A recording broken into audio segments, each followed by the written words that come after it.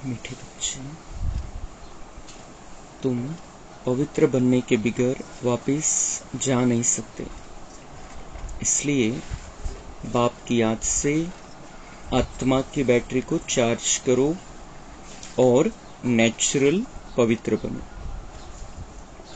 प्रश्न: बाबा तुम बच्चों को घर चलने के पहले कौन सी बात सिखलाते हैं? उत्तर: बच्चे, घर चलने के पहले जीते जी मरना है। इसलिए बाबा तुम्हें पहले से ही देह के भान से परे ले जाने का अभ्यास कराते हैं, अर्थात मरना सिखलाते हैं। ऊपर जाना माना मरना, जाने और आने का ज्ञान अभी तुम्हें मिला है। तुम जानते हो हम आत्मा ऊपर से आई है इस शरीर द्वारा पार्ट बजाने। हम असुल वहां के रहने वाले हैं, अभी वहां ही वापिस जाना है। ओम शांति। अपने को आत्मा समझ बाप को याद करने में कोई तकलीफ नहीं है। गुटखा नहीं खाना है, म्हणजे गोंधळून नहीं जायचंय। बाबा को याद करने में कोई तकलीफ नहीं है। हम अपने आप को आत्मा समझते हैं और बाबा को याद कर सकते हैं। याच्यामध्ये गोंधळून जायचं काही कारणच नहीं है, क्योंकि हम जानते हैं हम आत्मा है और आत्मा का पिता परमात्मा है। इसको कहा जाता है सहज याद। पहले पहले अपने को आत्मा ही समझना है। आत्मा ही शरीर धारण कर पार्ट बजाती है। संस्कार भी सब आत्मा में ही रहते हैं। आत्मा तो इंडिपेंडेंट है। बाप कहते हैं अपने को आत्मा समझ, मुझ बाप को याद करो। यह नॉलेज अभी ही तुमको मिलती है, फिर नहीं मिलेगी। तुम्हारा यह शांत में बैठना दुनिया नहीं जानती।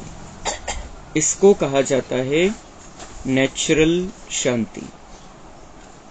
तुम्हारा यह शांत में बैठना दुनिया नहीं जानती, इसको कहा जाता है नेचुरल शांति।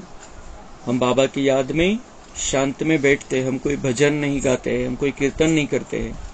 बाबा की याद में शांत में बैठते, भले गीत चल रहा है लेकिन हम उस हिसाब से अपने आप को उड़ाते रहते हैं। जैसा गीत में शब्द है उस हिसाब से हम अपने आप को वो चित्र दिखाते रहते हैं। पण असं आपण काही तल्लीन होऊन भजन गातोय किंवा काही कीर्तन करतोय किंवा काही वेगवेगळ्या प्रकारचे मंत्र जाप करतोय, तो विषय नहीं है। आणि म्हणून बाबा म्हणते दुनिया वाले जानते नहीं ये कैसे शांति में बैठते हैं और ऐसे कैसे भगवान की याद कर सकते हैं बिना भजनासन बिना कीर्तनासन, क्योंकि उन्हें पता ही नहीं है, वो जानते ही नहीं है कि आत्मा का कनेक्शन परमात्मा से गुप्त है। ये अंदर की बात है, ऊपर से कुछ भी करने की जरूरत नहीं है।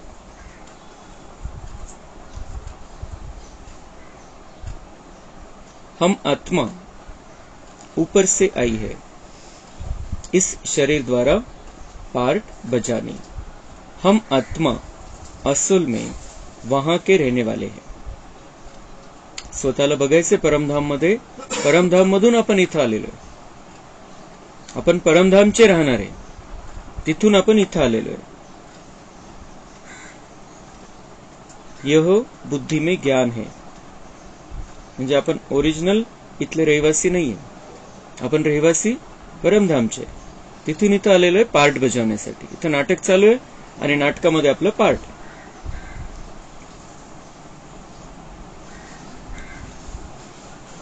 तो बाकी इसमें हटियों की कोई बात नहीं है, बिल्कुल सहज है। अभी हम आत्माओं को घर जाना है, परंतु पवित्र बनने बगैर जा नहीं सकते। पवित्र होने के लिए परमात्मा बाप को याद करना है।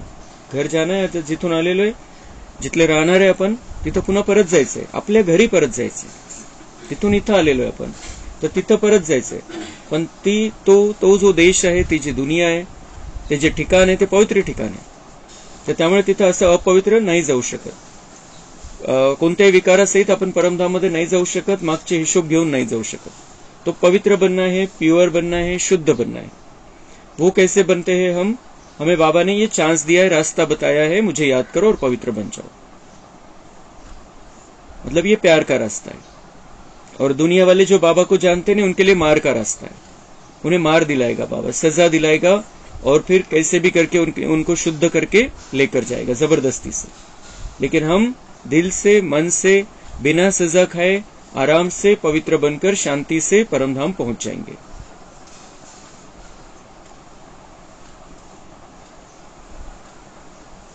पवित्र होने के लिए परमात्मा बाप को याद करना है. याद करते करते पाप मिट जाएंगे.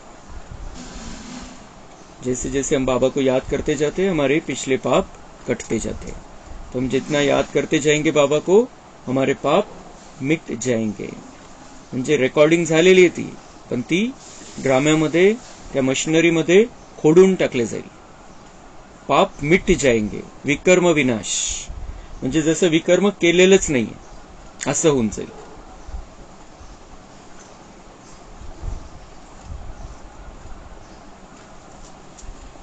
तुम पैदल करने जाते हो तो बाप की याद में रहो. इथं जे वॉकिंगला, जिथं कुठं जातात वॉकिंगला, ते गप्पा मारायचा विषय असतो. गप्पा मारता मारता फिरायचं. लेकिन बाबा हमें समजाते हैं, तुम्हाला शरीरासाठी तुम्ही वॉकिंग करताय, चालायचंय, तुम्हाला फिरायचंय, शरीरासाठी थोडं चालणं आवश्यक आहे, तर मग ते करत असताना तुम्ही बाबांच्या आठवणीमध्ये चला. कारण ते धरतीला व्हायब्रेशन मिळतील, तुम्हाला व्हायब्रेशन मिळतील, तुम्ही जिथून जाताय त्यांना सगळ्यांना व्हायब्रेशन मिळतील. पण गप्पा मारून मग सगळं व्यर्थ निघेल, व्यर्थ व्हायब्रेशन वातावरणामध्ये पसरेल.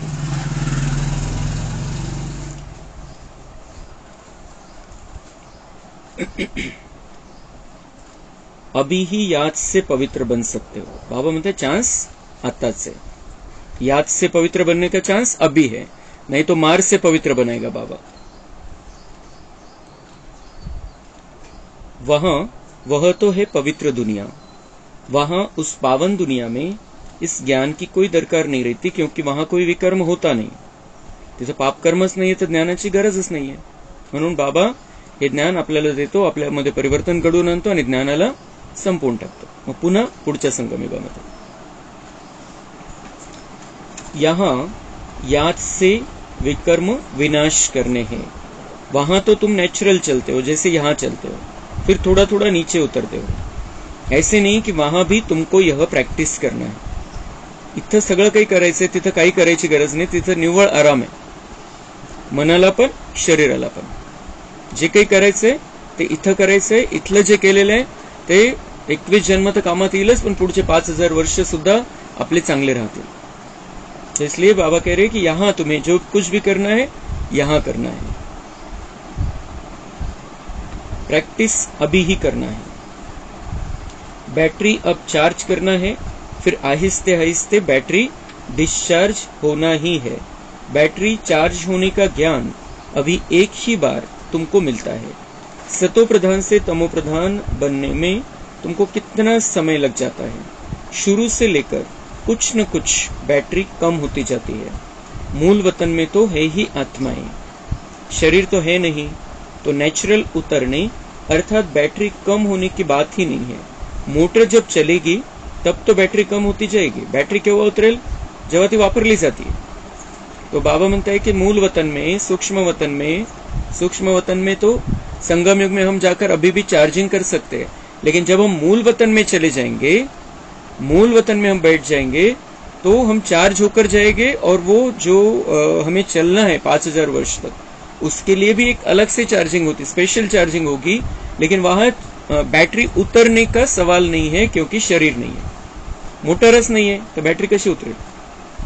आत्मा रूपी बॅटरी आणि शरीर रूपी मोटर ही जेव्हा आहे सोबत, त्यावेळेलाच बॅटरी उतरणार, वापरली जाणार. परमधाम मध्ये शरीरच नाही, मोटरच नहीं, तो बैटरी उतरेल किस काय? तर बाबा म्हणते वहां बैटरी तुम्हारी डिस्चार्ज नहीं होती. जब तुम नीचे आते हो, मोटर लेते हो अपने लिए, कार लेते हो, ये शरीर रूपी कार लेते हो, और उसमें आत्मा आती है, तब से फिर वो चार्जिंग उतरना चालू होती है. चालायला लागली ती, वापर व्हायला लागला तिचा. आणि त्यावेळेला मग चार्जिंग कमी व्हायला लागते. म्हणजे संगम युगामध्ये चार्जिंग करून घ्यायची आहे आणि नंतर सतयुगापासून चार्जिंग कमी कमी कमी कमी होत जाते.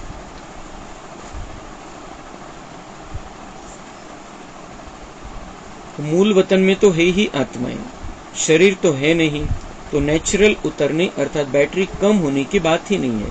मोटर जब चलेगी तब तो बैटरी कम होती जाएगी. मोटर खड़ी होगी तो बैटरी थोड़ी चालू होगी. मोटर जब चले तब बैटरी चालू होगी. भल मोटर में बैटरी चार्ज होती रहती है, लेकिन तुम्हारी बैटरी एक ही बार इस समय चार्ज होती है. हे आपल्यामध्ये हे महावाक्य बाबांचं छापून टाकायचं, कायमसाठी प्रिंट करून घ्यायचं, मन बुद्धीच्या स्क्रीनवरती कायमसाठी प्रिंट करायचंय. बाबा म्हणते हैं उस मोटर की जो बैटरी है वो जब गाड़ी चालू होती है तब उसमें चार्जिंग भी होती रहती है. त्याच्यामध्ये ती सिस्टम असते की बॅटरी वापरली पण जाते आणि चार्जिंग पण होत जाते. पण बाबा म्हणतात तुम आत्मारूपी जी बॅटरी आहे ही चार्ज होते आत्ताच. चार्जिंग फक्त संगमयुगामध्ये होते, नंतर फक्त उतरणं आहे, बॅटरी उतरणं आहे. तुम्हाला चार्जिंग करायची स्वतःची तर आत्ताच चान्स. जी काही जेवढी चार्जिंग करता येईल तेवढी चार्जिंग करा. तिथं चार्जिंग नाहीये, तिथं चार्जिंग उतरवायचा विषय, कारण आपण वापरणार आहे. आपण चार्ज केव्हा होऊ शकतो, जेव्हा पॉवर हाऊसशी कनेक्शन आहे. आता समजा आपल्याकडे बोर्ड चांगला आहे, चार्जर चांगला आहे, सगळ्या गोष्टी चांगल्या आहे, पण पॉवर हाऊस मधून लाईटच नाहीये, करंटच नाही इकडे, तर चार्जिंग होणारच नाही. इसलिए वहां सब कुछ रहेगा, सतयुग त्रेता में सब कुछ रहेगा, द्वापर कलयुग में भी सब कुछ रहेगा, लेकिन पावर हाउस से हमारा कनेक्शन ही नहीं रहेगा, तो करंट आएगा ही नहीं, इसलिए बैटरी चार्ज नहीं होगी. म्हणून हे बिलकुल पक्क करायचं आपल्याला. आता चार्जिंग स्वतःला चार्ज करायचे 5000 वर्षासाठी. म्हणून आपण आता 1 सेकंड सुद्धा असा वेस्ट नहीं घालू शकत. चार्जिंग चल रही है, हम चार्जिंग पर लगे हुए हैं. अभी चार्जिंग उतारना नहीं है, हमको चार्जिंग भरते जाना है. व्यर्थ बातों में, इधर उधर की बातों में, इसकी उसकी बातों में हमें अपनी चार्जिंग को उतारना नहीं है. हमें पूरा पक्का संगमयुगी आत्मा बनकर रहना है. कलयुगी आत्माओं से कांटेक्ट में सिर्फ सेवा के लिए. काही सेवा आहे त्याच्यामधून तेवढ्यापुरतं, नाहीतर ती बॅटरी लिकेज होत जाईल. कलियुगामध्ये जास्त त्यांच्या अटॅचमेंट मध्ये राहिलं, त्यांच्याकडे आपलं सगळ्या प्रकारचं अटेन्शन तिकडे आहे, तर आपली बॅटरी उतरेल. आपण एकीकडे चार्जिंग करतोय आणि एकीकडे तिला लिकेज पण उतरवतोय तिला. तो अब हमें बाबा के साथ में कनेक्ट रहकर सदा चार्जिंग की स्थिति में रहते हुए अपने आप को चार्ज करना है. ये चार्जिंग हमारी अभी के लिए नहीं है, सिर्फ आज के लिए नहीं है कि मुझे अब 1 घंटा अच्छा लगेगा, आज मैंने योग किया, आज का दिन भर मेरा अच्छा जाएगा, उसके लिए नहीं है. हमारी ये जो चार्जिंग है ये 5000 वर्ष के लिए हम कर रहे हैं. इसलिए असं नाही की आता केलं, आता थोडंसं चांगली स्थिती राहील, पण मग जमा काय केलं ते 5000 वर्षासाठी. आताच होऊन जाईल दिवसभराचं, पण जर आपण त्याच्यामध्ये लिकेज करत जातोय जमा होणारच नाही. प्लस करतोय, मायनस पण करतोय एकीकडे, तर जमा होणारच नाही. ती चार्जिंग ती पूर्ण होणारच नाही पूर्णपणे.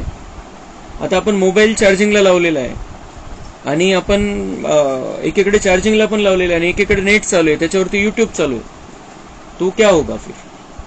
वो चार्जिंग हो ही नहीं, 100% कभी हो ही नहीं सकते. कंटिन्यू आपण चालू ठेवलं आणि कंटिन्यू आपण नेट चालू केलेलं आहे, तर 100% चार्जिंग कधीच होणार नाही.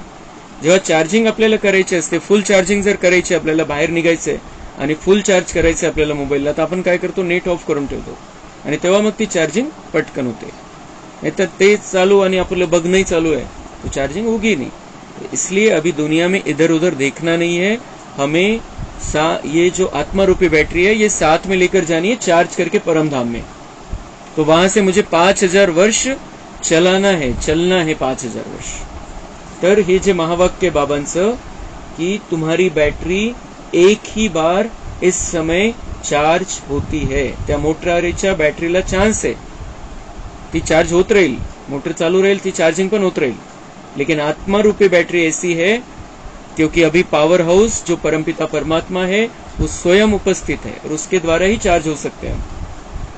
बाद में बाबा नहीं है, बाबा हमारे साथ में नहीं है, तो हम चार्ज हो ही नहीं सकते, उससे कनेक्शन ही नहीं है. म्हणून हे क्लिअर लक्षात ठेवायचंय, आपण जी चार्जिंग करतोय ती 5000 वर्षासाठी, म्हणून लिकेज नाही झालं पाहिजे. आता डिस्चार्ज व्हायचं नाहीये, आता चार्जिंगच्या स्थितीमध्ये राहायचं.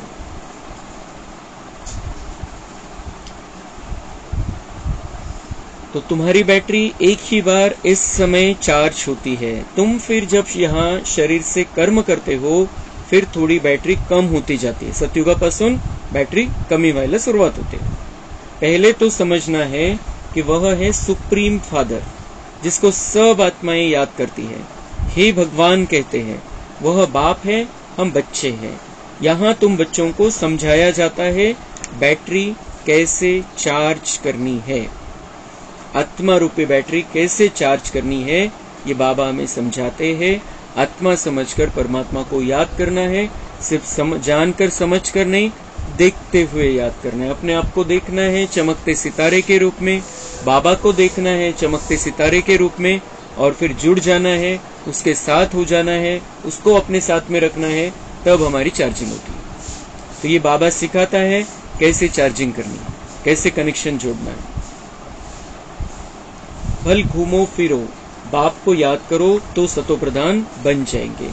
कोई भी बात न समझो तो पूछ सकते हो। कन्फ्युजन मनामध्ये नाही ठेवायचं आहे। कोणालाही काही शंका असेल तर विचारायची, चर्चा करायची, हे बिलकुल सहज। कारण एखादी गोष्ट आपल्याला खटकते आणि त्याच्यावरच आपण अटकतो, मग पुढच्या अर्थाची गाडी पुढे जातच नाही।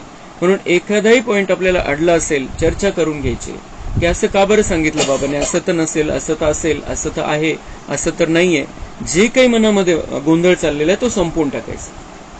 कारण जे एखादी गोष्ट आपल्याला मग पुढे जाऊच देणार नाही, ती जर क्लिअर झाली नाही तर। म्हणून बाबा म्हणतात पूछना चाहिए, ऐसे नहीं है, यहाँ पर ऐसे नहीं है वो गुरुओं को कुछ प्रश्न पूछना नहीं, उन्होंने कह दिया बस झालं, त्यांना काही विचारायचं नाही असं का तसं। बाबा म्हणतो पूछो, ये परमपिता परमात्मा है, गुरुओं का गुरु सदगुरु है, वो कहता है कि तुम्हें क्लियर करनी है सारी बातें। म्हणजे शंका घेऊन नाही विचारायचं, क्लिअर करण्याच्या भावनेने, की असं नसेल आणि बाबाने असं सांगितलं, या भावनेने नाही विचारायचं कधीच प्रश्न। बाबा ने बोला है वो सार्वकालिक सत्य है, उसे हमें समझना पड़ता है, समजून घ्यायच्या असतात गोष्टी। बाकी बाबाने सांगितलेले ते चुकीचं कसं हे सिद्ध करायचा प्रयत्न नाही करायचा आपण। बाबा ने जो बोला है वो सच ही है, 100% सच है, लेकिन हमें उस पर चलने के लिए कुछ बातें क्लियर होना जरूरी होता है। तर त्या गोष्टी क्लियर करायला बाबा म्हणतात काहीच हरकत नाही, करायला पाहिजे। 5000 वर्ष बाद हमारी बैटरी डिस्चार्ज हो जाती है। आत्मा रूपी बैटरी पूरी तरीके से लगभग, थोडंसं काही राहतं शिल्लक, जवळपास डिस्चार्ज, 1%, 2%, 3% चार्जिंग शिल्लक, आणि त्यावेळेला बाबा आपल्याला पुन्हा आपलं बनवतो। बाप आकर सबकी बैटरी चार्ज कर देते हैं। विनाश के समय सब ईश्वर को याद करते हैं। समझो बाढ़ हुई तो भी जो भक्त होंगे वह भगवान को ही याद करेंगे, परंतु उस समय भगवान की याद आ नहीं सकती। बाबा म्हणतात जब विनाश होगा तब सब ईश्वर को याद करेंगे। आता कुठे खूप मोठा पूर आला, खूप मोठं वादळ आलं तर ते ऑटोमॅटिक देव आठवतो, पण बाबा म्हणताय वो याद ठहर ही नहीं सकती बुद्धि में, टेंशन रहेल, भीती रहेल, आता कसं होईल, आता काय होईल। भले मंत्र जाप चालू है, याद तो आती है, लेकिन वो उसका मतलब ही नहीं है, क्योंकि बुद्धि इधर उधर भटक रही है। तर शेवटी मग जर आपली प्रॅक्टिस नसेल तर आपल्याही तेच होईल कि हम विनाश के समय बाबा को याद कर लेंगे, विनाश के समय हमारी स्थिति हम अच्छी रखेंगे, विनाश के समय हम बाबा की याद में रहेंगे, काहीच होणार नाही जर आता प्रॅक्टिस नसेल तर। तो वो बाबा म्हणते भक्त होंगे वह भगवान को ही याद करेंगे, परंतु उस समय भगवान की याद आ नहीं सकती। मित्र संबंधी धन दौलत ही याद आ जाता है। भल हे भगवान कहते हैं, परंतु वह भी कहने मात्र। त्यावेळेला काय आठवेल, घरी पूर आलेलं, मग आपल्या यांचं काय झालं असेल, त्यांचं काय झालं असेल, पैशाचं काय, आता सगळं वाहून जाईल, तो भगवान की याद कैसे रहेगी जर हे असे विचार आलेले त्यावेळेला तर। लेकिन अगर हमें ड्रामा पक्का है, हम बाबा की याद में रहने की प्रैक्टिस कर चुके हैं, तो अंत समय में हमें समझ में आ जाएगा कि अभी ये हो गया, अभी ये चालू हो गया है, अभी ये जो भी महापरिवर्तन होना है इसमें होना है, मेरा जो कुछ भी होना है, लेकिन अब मुझे बहुत स्थिर रहना है, अब मुझे बाबा की याद में रहना है, और बाबा की याद में रहते हुए अपने आप को भी मदद करनी है और दूसरों को भी मदद करनी है। आता यांचं काय झालं असेल, त्यांचं काय झालं असेल, भीतीमध्ये हलचलमध्ये येऊन आपण कोणाची मदत नहीं करू शकत। इसलिए मैं बहुत स्थिरता से, बहुत शांति से हर सिचुएशन को हैंडल करने की प्रैक्टिस करनी है। तो अंत समय में हमें तकलीफ नहीं होगी। भगवान बाप है, हम उनके बच्चे हैं, यह तो जानते ही नहीं। उनको सर्वव्यापी का उल्टा ज्ञान मिलता है। भगवान बाप है, हम उनके बच्चे हैं, सोपी गोष्ट आहे। म्हणायला एकीकडे ते पण म्हणतात, लेकिन वो क्या कहते हैं फिर, वो तो कुठं नाहीये, मग तो कुठं नाहीये, तो कणाकणामध्ये, म्हणजे चोरामध्ये, दरोडेखोरामध्ये, कचऱ्यामध्ये, कच्छ मच्छमध्ये, कशामध्ये नहीं है तो। मग बाप आणि बेट्याचा संबंध कुठं आला? बाप और बच्चों का संबंध ही कहां पर आया? एक तरफ भजन गाते हैं, तो मात पिता हम बालक तेरे, आणि एकीकडे म्हणतात तो कणाकणामध्ये। तो बाबा म्हणते उनको ये उल्टा ज्ञान मिलता है सर्वव्यापी का। हमारे लिए बाबा सदा हाजिर नाजिर है, पण असं नाही की तो कणाकणामध्ये। संगम युगामध्ये आपण म्हणतो की बाबा माझ्या सोबतच आहे, बाबा आणि मी सोबतच आहे, असं आपण बिलकुल, आपल्याला ही क्लॅरिटी असते की बाबा माझ्या सोबत आहे, गुप्त रीतीने मदत करतोय। तर ही जी आपली भावना होती की बाबा माझ्या सोबत आहे, बाबा कधी माझ्यासाठी हजर आहे, तर या भावनेचं उलटं रूपांतर काय झालं की तो कुठं नाहीये। भक्ती मार्गामध्ये याचं रूपांतर झालं की तो कुठं नाहीये, तो संगम युगामध्ये आपल्यासाठी हजर आहे, एवढंच सत्य है। तो बाप आकर सुलटा ज्ञान देते हैं। भक्ति की डिपार्टमेंट ही अलग है, भक्ति में ठोकरे खानी होती है। बाबा म्हणते मैं आकर तुमने ठोकरे खा ली, अब भक्ति में ती डिपार्टमेंट वेगळी होती, आता ही ज्ञानाची डिपार्टमेंट आहे, ईश्वरीय ज्ञानाच्या डिपार्टमेंट मध्ये आपण आलेलो आहे। ही आता ही ईश्वराची शाखा आहे डायरेक्ट। तुम्ही भक्तीचे ठोकरा खाल्ल्या, भक्तीमध्ये तुम्ही भटकले, अंधारामध्ये त्रास करून घेतला, दुःखी झाले, आता त्या सगळ्या दुःखांपासून सोडवण्यासाठी मी आलेलो आहे। अभी ज्ञान के डिपार्टमेंट में तुम आ गए, अभी वहां ठोकरे खानी है, और यहाँ पर उजाले में हम हैं, तो बहुत अच्छी रीति से आगे बढ़ सकते, चल सकते, समझ सकते हैं। वह तो भगवान को ही कच्छ मच्छ में व जन्म मरण के चक्र में ले गए हैं। राधे कृष्ण आदि भी मनुष्य है, परंतु दैवी गुणों वाले। अभी तुमको ऐसा बनना है, दूसरे जन्म में देवता बन जाएंगे। 84 जन्मों का जो हिसाब किताब था वह पूरा हुआ, फिर रिपीट होगा। अब तुमको यह शिक्षा मिल रही है, यह ज्ञान हमें अब मिल रहा है कि 84 जन्मों का हिसाब किताब पूरा होने का समय है। अब हमें फिर से अपना देवी देवता बनने का पार्ट रिपीट करना है, फिर से 5000 वर्ष का चक्र रिपीट होने वाला है। तो इस रिपीटेशन की तैयारी हमें अब करनी है, उसके लिए पुरुषार्थ करना है। बाप कहते हैं मीठे मीठे बच्चों, अपने को आत्मा निश्चय करो। कहते भी है हम पार्टधारी हैं, परंतु हम आत्माएं ऊपर से कैसे आती है यह नहीं समझते हैं, अपने को देहधारी ही समझ लेते हैं। हम आत्मा ऊपर से आती है, फिर कब जाएंगी? ऊपर जाना माना मरना, शरीर छोड़ना। मरना कौन चाहते हैं? यहाँ तो बाप ने कहा है तुम इस शरीर को भूलते जाओ, जीते जी मरना तुमको सिखलाते हैं, जो और कोई सिखला न सके। तुम आए ही हो अपने घर जाने के लिए। घर कैसे जाना है यह ज्ञान अभी ही मिलता है। तुम्हारा इस मृत्यु लोक का यह अंतिम जन्म है। अमर लोक सतयुग को कहा जाता है। अभी तुम बच्चों की बुद्धि में है हम जल्दी जल्दी जावे। पहले पहले तो घर मुक्तिधाम में जाना पड़ेगा। यह शरीर रूपी कपड़ा यहाँ ही छोड़ना है, फिर आत्मा चली जाएगी घर। जैसे हद के नाटक के एक्टर्स होते हैं, नाटक पूरा हुआ तो कपड़े वहां ही छोड़कर घर के कपड़े पहन घर में जाते हैं। तुम्हें भी अब यह चोला छोड़ जाना है। तो बाबा म्हणता है कि अभी दुनिया वाले कहते हैं कि हम वहां से आए हैं, लेकिन कहाँ से आए हैं? वहां से आए, उधर से आए, ऊपर से आए, लेकिन ऊपर क्या है, ऊपर कहाँ से आए हैं, कैसे आए, कब जाना है, वो कुछ नहीं जानते। फक्त हवेतल्या गोष्टी आहे, हवेत गोळीबार चालू है। लेकिन बाबा हमें सारा सत्य बता देता है कि तुम परमधाम के रहने वाले हो, बिना शरीर के यहाँ पर आए थे, शरीर रूपी कपड़ा यहाँ आने के बाद धारण किया, अब फिर से इस शरीर रूपी कपड़े को त्यागना है और आत्मा को फिर से संपूर्ण बनकर चमकते सितारे के रूप में अपने घर परमधाम जाना है। ते काय समजतात, जायचंय वरती म्हणजे मरायचंय, मरना है।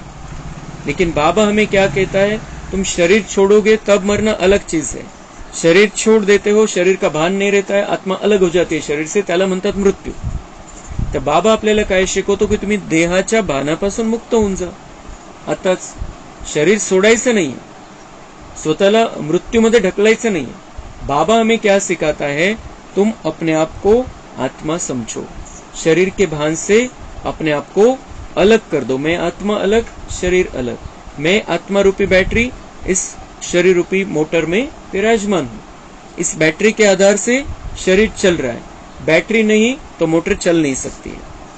तो अभी मैं अपनी आत्मा रूपी बैटरी को, स्वयं को चार्ज कर रहा हूं अपने आप को 5000 वर्ष तक चलाने के लिए. मैं अलग, शरीर अलग, मैं अलग, शरीर अलग. बिल्कुल हा अभ्यास आपल्याला पक्का करायचा आहे. मग बाबा म्हणताय की तुम्ही अभी ये कपडा यहाँ छोडना है. तसं त्याचं उदाहरण बाबांनी दिलं. एखाद्याचा स्टेजवरती राजाचा पार्ट आहे, तर राजाचा पार्ट आहे तर त्यावेळेला राजाचा ड्रेस घालावा लागणार त्याला. पण मग घरी तो त्या ड्रेसमध्ये थोडी जाऊ शकतो. तो ड्रेस काढून टाकतो आणि आपला रेग्युलर ड्रेस घालून घरी जातो. तसं आपण बघतो की आता समजा पेंटर लोक असतात, कलर देण्यासाठी येतात, ते कलर मारण्यासाठी येतात, तर फ्रेश कपडे घालून येतात घरून.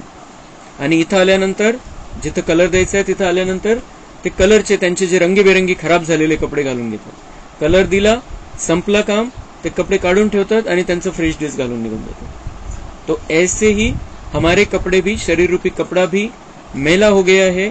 अब इस मैले कपड़े को हमें यहाँ ही छोड़ना है और अपने आप को शुद्ध स्थिति में परमधाम घर लेकर जाना है. जैसे आए थे वैसा ही अब हमें घर जाना है, ओरिजिनल स्थिति में. सतयुग में तुम्हारा श्रेष्ठ कर्म धर्म था, अभी कलयुग में धर्म भ्रष्ट है. बुद्धि में आता है की हम कैसे गिरे हैं. बाबा म्हणताय आठवा आपलं जीवन. सतयुगामध्ये तुमचं श्रेष्ठ कर्म होतं, श्रेष्ठ धर्म होता. म्हणजे तुमचा धर्म कुठे होता, पूजापाठमध्ये नव्हता. धर्म कुठे होता, धारणेमध्ये धर्म होता. आपली धारणा तशी होती, त्या स्थितीमध्ये आपण राहत होतो सतयुग में. अभी कलयुग में धर्म भ्रष्ट है, त्या धारणा राहिल्या नव्हत्या. ज्या स्थितीमध्ये सतयुगामध्ये राहिले होतो, कलयुगामध्ये तसं नव्हतो आपण. तो फिर बाबा म्हणतात बुद्धी में आता है की हम कैसे गिरे. का बरं आपली ही खालच्या पातळीला आलो आपण. कशामुळे आलो, द्वापर युगामध्ये देहभान आला, स्वतःला आत्मा न समजता शरीर समजायला लागलो आणि तिथून मग विकारांची सुरुवात झाली आणि तिथून मग आपण खालच्या लेवलला यायला लागलो जास्त. जसं बॅटरी डिस्चार्ज व्हायला तर सतयुगापासून स्टार्ट होते, कारण आपण वापरतो, पण तिचं खूप कमी प्रमाण आहे की चार्जिंग आपण वापरतो थोडी, पण ते डिस्चार्ज होण्याची जी स्पीड आहे ती खूप कमी आहे. पण जेव्हा द्वापर युगापासून देहभान आला, खूप खूप जास्त स्पीड मध्ये आपण डिस्चार्ज होत गेलो. तो बाबा कह रहे हैं कि जिस कारण से गिरे हो उस कारण को अब खत्म करो. यह तुम्हारी पाठशाला है. बच्चे आकर पढ़ते हैं तो कहेंगे हमारे बाबा की पाठशाला है. ये किसकी पाठशाला में हम पढ़ते हैं, कहीं पर भी, यहाँ पर सेंटर पर, मधुबन में, कहीं पर भी हम पढ़ते हैं बाबा की पाठशाला. ये किसी मनुष्य की पाठशाला नहीं है. दुनिया में किसी भी मनुष्य की कैपेसिटी नहीं है कि वो अपने दम पर बाबा की पाठशाला चलाए बिना बाबा की मदद के. तो बाबा की पाठशाला है, बाबा पढ़ाता है, हम बाबा का ज्ञान ले रहे हैं, बाबा के वाइब्रेशन में हम हैं. बाकी किसी भी मनुष्य देहधारी से हमारा कोई कनेक्शन नहीं है. कनेक्शन है तो बाबा से, माध्यम निमित्त कोई भी बन सकता है, लेकिन हमारा कनेक्शन डायरेक्ट शिव बाबा से है. और सिखा कौन रहा है हमें, स्वयं भगवान. तो ये तुम्हारी पाठशाला है. बच्चे आकर पढ़ते हैं तो कहेंगे हमारे बाबा की पाठशाला है. जैसे कोई बच्चे का बाप प्रिंसिपल होगा तो कहेंगे हम अपने बाबा के कॉलेज में पढ़ते हैं. उनकी माँ भी प्रिंसिपल है तो कहेंगे हमारे माँ बाप दोनों प्रिंसिपल हैं, दोनों पढ़ाते हैं. हमारे मम्मा बाबा का कॉलेज है, तुम कहेंगे हमारे मम्मा बाबा की पाठशाला है, दोनों ही पढ़ाते हैं. दोनों ने यह रूहानी कॉलेज व यूनिवर्सिटी खोली है, दोनों इकट्ठे पढ़ाते हैं. बाप ने बच्चों को एडॉप्ट किया है. तो हम किस कॉलेज में पढ़ रहे हैं, किसकी पाठशाला में पढ़ रहे हैं, भगवान की पाठशाला है. और हमारे मम्मा बाबा दोनों ने ये पाठशाला खोली है. मम्मा मतलब हमारी ब्रह्मा माँ और शिव बाप दोनों भी हमें पढ़ाते हैं। साकार मुरली हो या अव्यक्त मुरली हो, ब्रह्मा बाबा और शिव बाबा दोनों मिलकर हमें पढ़ाते हैं। तो ब्रह्मा हमारी माँ भी है इस संगम युग पर, अलौकिक पिता भी है, बड़े भाई भी है, लेकिन उनके द्वारा हमारा जन्म हुआ है। बाबा ने हमको उनके मुख के द्वारा ज्ञान देकर हमें नया जन्म दिया है। तो वो उस हिसाब से जो हमारा रिश्ता है ब्रह्मा बाबा से, वो पहला रिश्ता है माँ का। वो हमारी माँ है, हम उसके बच्चे। तर त्या अर्थाने बाबा म्हणते हैं ये हमारे मम्मा बाबा की पाठशाला है, ब्रह्मा माँ की और शिव बाप की, दोनों मिलकर हमें यहाँ पर पढ़ाते हैं। दोनों ही पढ़ाते हैं, दोनों ने यह रूहानी कॉलेज व यूनिवर्सिटी खोली है, दोनों इकट्ठे पढ़ाते हैं। बाप ने बच्चों को एडॉप्ट किया है। यह बहुत गुह्य ज्ञान की बातें हैं। बाप कोई नई बात नहीं समजाते हैं, यह तो कल्प पहिले भी समजाने दे। 5000 वर्षापूर्वी समजवलं होतं त्याच गोष्टी बाबा आपल्याला समजवतो। नवीन काही नाहीये, 5000 वर्षापूर्वी जे सांगितलं तेच आहे। पण हे सगळे रहस्य कोणालाही माहिती नव्हते। ये बहुत गुह्य बात है, गुह्य ज्ञान की बात है। भगवान कैसे पढ़ाता है, भगवान कैसे स्कूल खोलता है, ये जानते नहीं। हे तर दुनियावाल्यांच्या स्वप्नात सुद्धा नाही की परमेश्वर येऊन शिकवेल।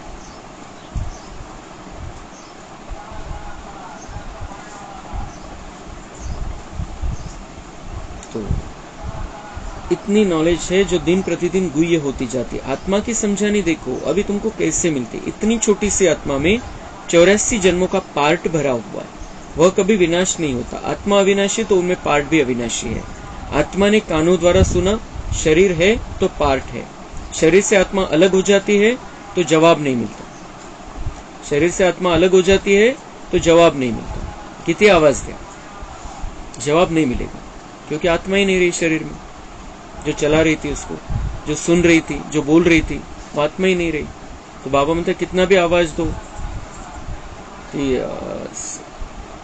अग्निसंस्कार करण्याच्या आधी आवाज देण्याची पद्धत है। आवाज देकर पर उधर से आवाज नहीं आता है, क्योंकि उसमें आत्मा ही नहीं रही, आत्मा तो निकल गई।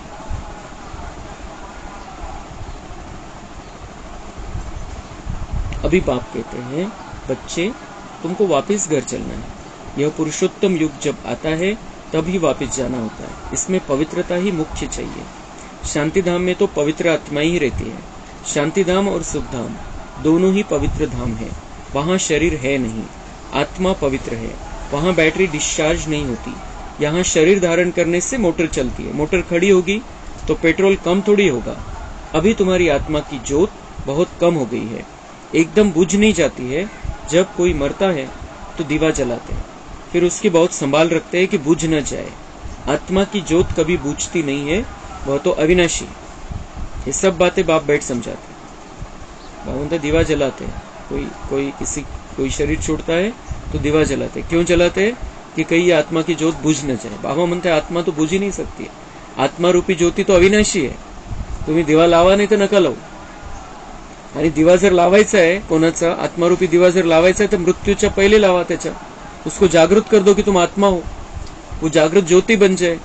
त्यांनी शरीर सोडल्यावर इथं दिवा लावण्याचं ते ठीक आहे, प्रोसिजर म्हणून, परंपरा म्हणून करतात। आपण कोणाला नाव नाही ठेवायचंय, पण त्याच्या मागचं हे रहस्य आहे की आत्मारूपी ज्योति जागृत झाली पाहिजे। आत्मारूपी ज्योति जागती ज्योति राहिली पाहिजे। तो इस तरीके से हमें किसी की भावनाओं को ठेस नहीं पहुंचानी है, लेकिन उसके पीछे का राज समझना है, क्यों दीवा जलाते हैं। मृत्यु के बाद दीवा जलाने का ये उद्देश्य है कि आत्मा रूपी ज्योति जगती रहे, म्हणजे आत्मा रूपी ज्योति जागृत राहिली पाहिजे, हा उद्देश। आपल्याला बाबा हे शिकवतो की तुम्ही सगळ्यांना संदेश द्या आणि त्या आत्मारूपी ज्योतिला जागृत करा। आत्मारूपी ज्योति विझायला आलेली आता, वो जानते नहीं अपने आप को, तर त्यांचा दिवा जागृत करा, ते जिवंतपणीच।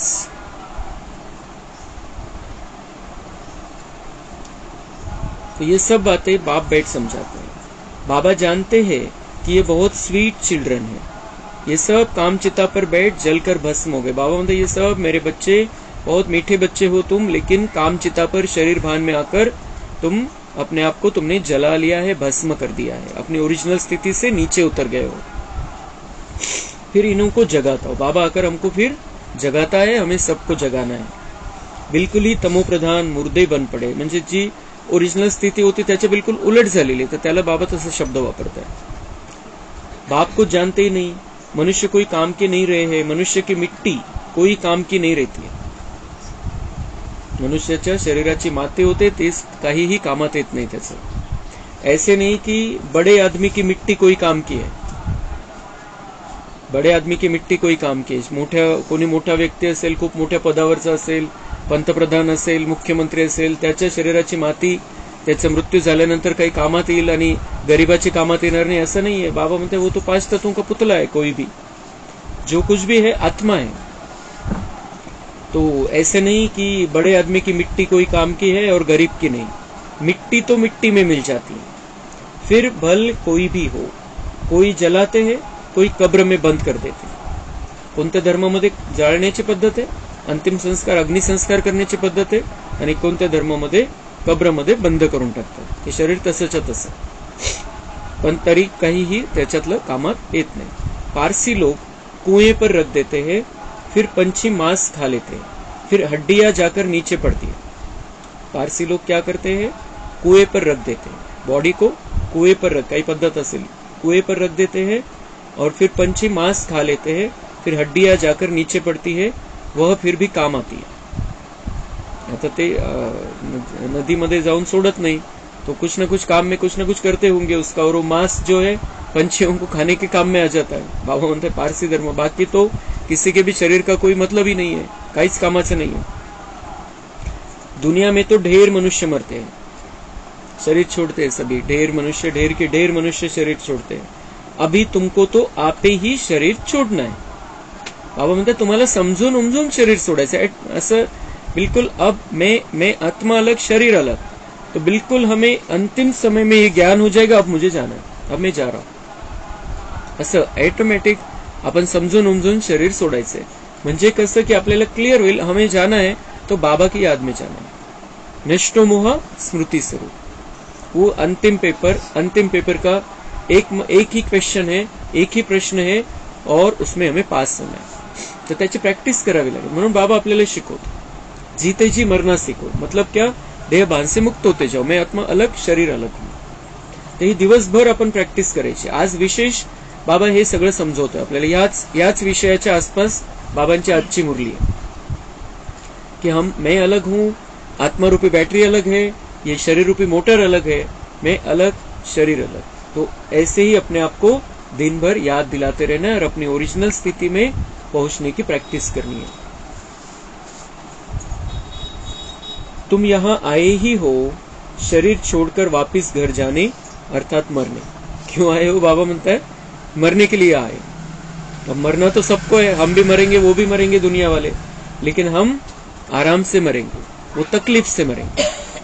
मरना तो है, जाना तो है, लेकिन बाबा म्हणता है कि तुम यहाँ शरीर छोड़कर वापस घर जाने, समझून उमजून कि अब मैं यहाँ से जा रहा हूं, अब मुझे परम धाम में जाना है. बस कशाची भीती नाही, कोणताही मोह नाही. अशा स्थितीमध्ये बाबांच्या आठवणीमध्ये आपल्याला घरी परत जायचं. तुम खुशी से जाते हो कि हम जीवन मुक्ति में जाएंगे. और आनंद कौन सा है फिर उस समय, जाते समय, कि हम जा तो रहे अपने घर, लेकिन आना कहां पर है, जीवन मुक्ति में. इतनी सुंदर दुनिया में आना है, तो जाएंगे कैसे, हम खुशी से जाएंगे. दुनिया वाले हाय हाय करते हुए मरेंगे, दुखी होकर मरेंगे, लेकिन बाबा हमें मरने की कला सिखा रहा है. मरना तो है सबको, कोणी इतर राहण्यासाठी आलेला नाहीये, आणि सगळ्यांना बाबा घेऊन जाण्यासाठी आलेला आहे. किसी की इच्छा हो न हो, बाबा को अब इस ऐसी गंदी दुनिया में किसी को भी रखना नहीं है. तो जाना है तो खुशी से जाना है, खुशी से जाना है तो उसकी प्रैक्टिस करनी पड़ेगी.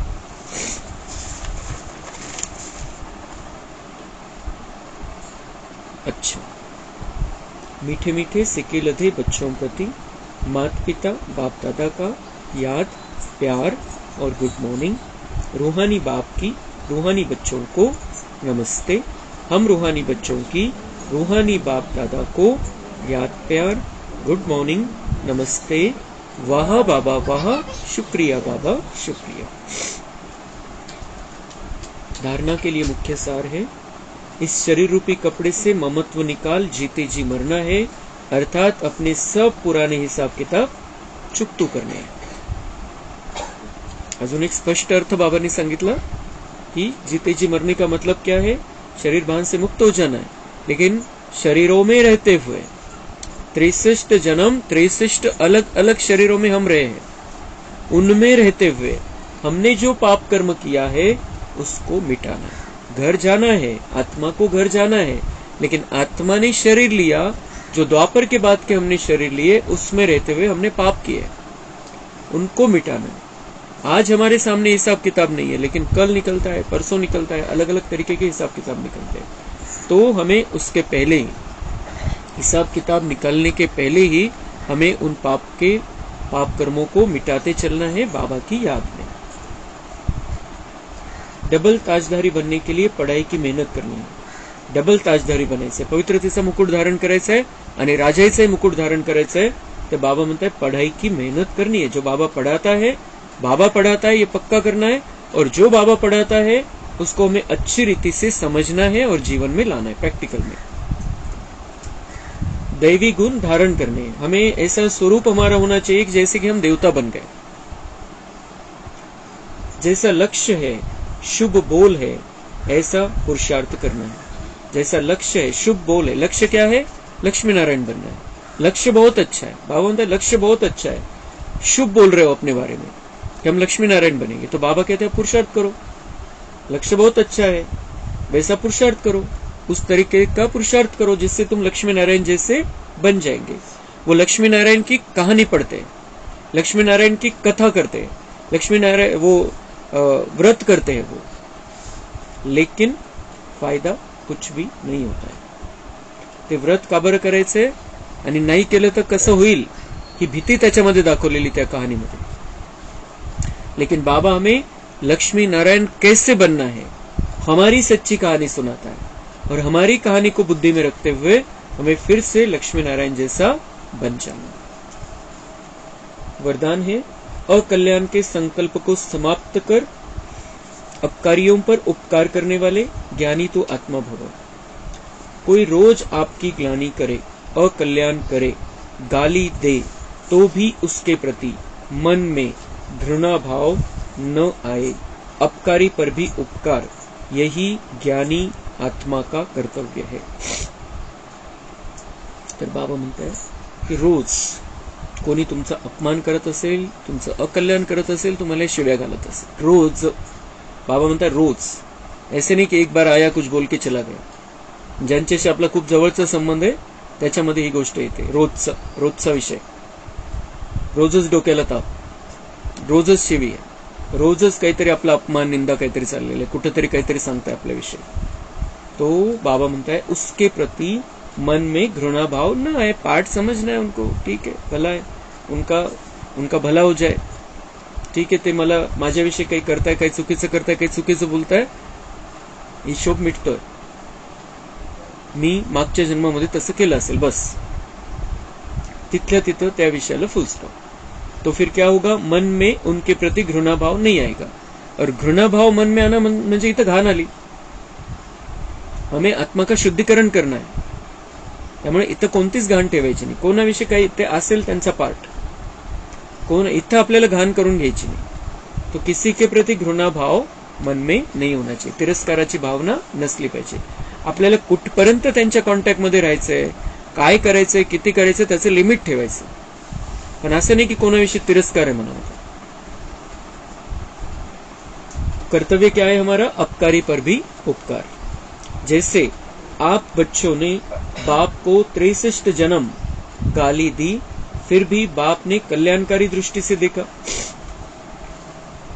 बाबा म्हणते तुम्ही काय केलं, 63 जन्म माझी निंदा केलेली, कि कहा नहीं है वो परमात्मा सर्वव्यापी है, किसको किसको भगवान का रूप देखा हमने। भगवान तो अलग है, वो तो निराकारी है, परमधाम का रहने वाला है, सर्वशक्तिवान है, जन्म मृत्यु के चक्कर में नहीं आता है। हमने उसको जन्म मृत्यु के चक्कर में आने वाला समझ लिया, हमने उसको मनुष्य समझ लिया, वो मनुष्य तो नहीं है। परमात्मा शिव को छोड़कर बाकी सभी मनुष्य, और हमने भगवान को भी उनके जैसा समझ लिया, तो हमने निंदा की, उनकी अपमान किया। लेकिन बाबा म्हणता है मैंने तुमने जो कुछ भी किया, लेकिन मैंने तुम्हें कल्याणकारी दृष्टि से ही देखा, और हमारा कल्याण करने के लिए इस धरती पर आ गया, तो फॉलो फादर। तो बाबा म्हणता है मुझे फॉलो करो, इस बात में माझं अनुकरण करा। तुम्ही काय काय माझं निंदा केली नसेल, किती अपमान केला असेल, पण मी तुमच्या कल्याणासाठी इथं उपस्थित आहे, तर तुम्ही या बाबतीत माझं अनुकरण करा. तुम्ही सगळ्यांना कल्याणकारी दृष्टीनेच बघा. जे काही करताय ते, जे काही चुकीचं करताय, चुकीचं बोलताय तुमच्याविषयी, पण बाबांनी जसं मनावरती घेतलं नाही, तुम्ही मनावरती घ्यायचं नाहीये. तुम्ही शुभ भावना ठेवायची सगळ्यांविषयी. ज्ञानी तो आत्मा का अर्थ ही है सर्व के प्रति कल्याण की भावना, अकल्याण संकल्प मात्र भी न हो. ज्ञानी आत्मा का कर्तव्य और अर्थ है कल्याण की भावना. किसी के भी प्रति अकल्याण, याचं वाईट व्हायला पाहिजे, याला अद्दल घडली पाहिजे, हे बिल्कुल आपल्या मनामध्ये नाही यायला पाहिजे. स्लोगन है मनमना भव की स्थिति में स्थित रहो तो औरों के मन के भावों को जान जाएंगे. बाबांशी जितकं मनाची तार आपली जोडलेली राहील, जितकं आपण बाबांच्या आठवणीमध्ये राहू, आपली स्थिती अशी राहील, कोणी कसं आहे त्याच्या मनातली भावना आपल्याला समजून जाईल. चांगली वाईट जी काही भावना है वो समझ में आ जाएगी. हम परख पाएंगे और फिर हमें समझ में आएगा कि क्या करना है. इसलिए हमें मनमना भव की स्थिति में स्थित रहना है. मन की तार को बाबा के साथ सदा जोड़कर रखना है. तो फिर फायदे कितने होंगे? हमारी बैटरी भी 5000 वर्ष के लिए चार्ज हो जाएगी, हमें खुशी मिलेगी, हमारे पाप कर्म भस्म हो जाएंगे और हम देवता जैसे दिव्य गुणधारी भी बन जाएंगे. अच्छा, ओम शांति.